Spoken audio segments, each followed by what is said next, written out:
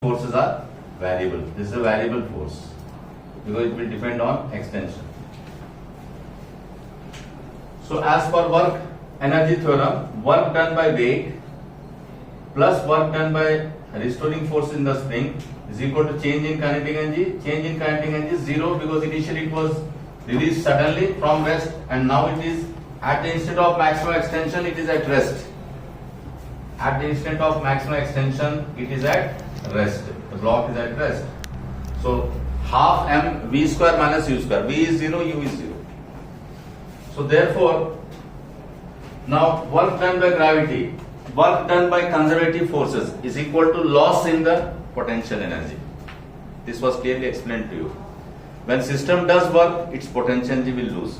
Here actually weight is down and displacement is also down. So weight is doing positive work.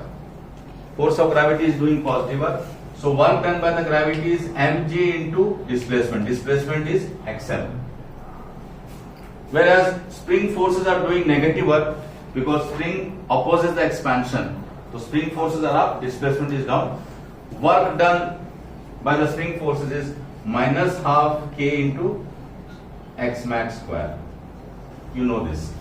Because work done against the spring forces is equal to increase in potential energy.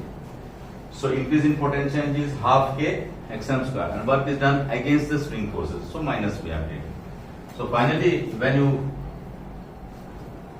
have this, it will be like this. Bring all the, take xm common, take xm common. So xm is either equal to 0, that is one solution, but we know it is not 0.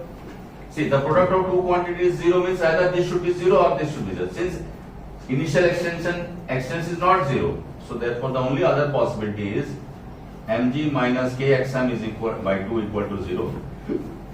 Sorry. Therefore x max is 2 mg by k. So it is just the double of equilibrium extension.